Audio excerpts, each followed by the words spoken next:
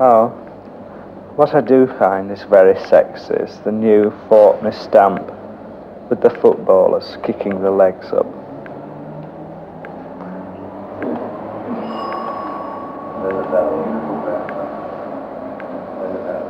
Right, well, you can take them off for that. David, I think we can labour that point too much.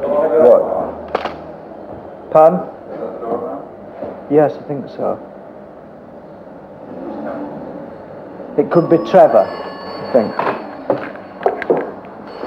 Wait, should I just answer?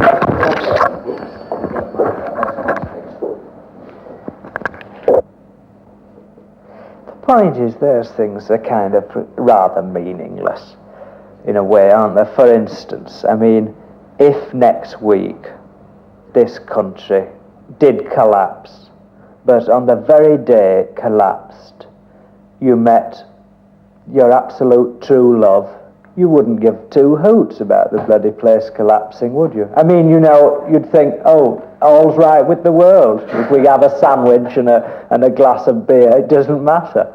I mean, in a way, they're that meaningless, aren't they? I never, for instance, I can't plan a working day, you see, really. But in California, say, if I work, I used to work on a morning, and then in the afternoon it got very hot and sunny, so I'd go and lie on the beach. And then I'd work again in the evening. And I'd maybe work until about 10 o'clock or 11 o'clock. And then I'd go for a drink, you see. And in California, the bars don't close until 2, which seems to me, in a way, the ideal hour. If you're going to close them at all, it's the ideal hour, because in a way it's not too late, and you can make up your mind about things, I suppose, you see, at 2 o'clock. 4 o'clock is a bit late, really.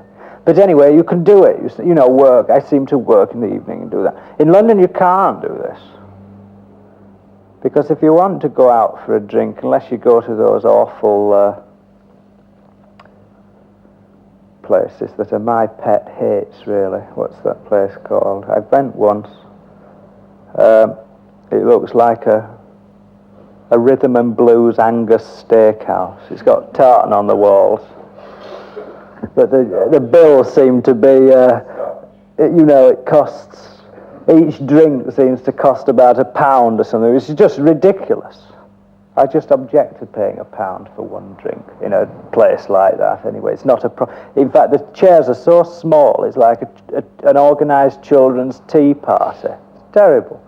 Because, I mean, in comparison with Bradford, I suppose it is a kind of swinging place, but I mean, in comparison with lots and lots of other cities, it seems to me, I mean, I think of London now sometimes like I used to think of Bradford.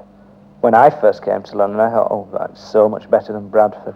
Well, now when I go to America, I think of London like, oh, Bradford, it's so much better here. In some ways, it's much more democratic, you see, and that's why London, I don't think, will ever really be what you'd call a swinging place. You see, it's nightlife in London. You need too much money for it, and because of that, you can't go in any place and meet a plumber from Camberwell, whereas in New York, you could. I mean, you could go in a bar and meet the equivalent, some plumber from Brooklyn could be sat at the next stool, and some other guy, you know, a movie maker from Hollywood could be sat on the next stool. I mean, that can happen. Here it just doesn't. The nightlife, which some people really think is terrific, I mean, obviously somebody's really sold the idea, haven't they? And as far as I can see, they must make a fortune.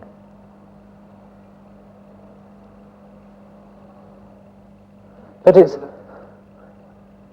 What's that? Did I tell you a story? I'll tell you a story. Do you know Eric Burden? Yeah. The Animals.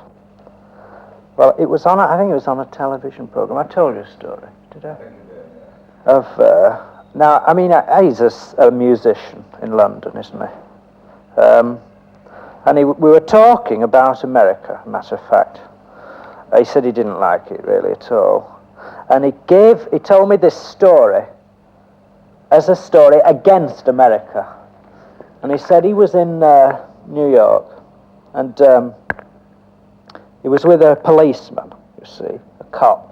I suppose it's a bit different from his singer, and he thought people might attack him or something. But anyway, they went in this bar, and there was music playing, you see. There was a jukebox. And the cop said to the guy behind the bar, "Can you dance in here?" And they said, "Sure." So he hung up his gun and started dancing with a girl, you see. And Eric Burden said this was terrible. He said, that cop is the sort of cop who'd take a backhand and, money and this, that, and the other. And he thought it was terrible.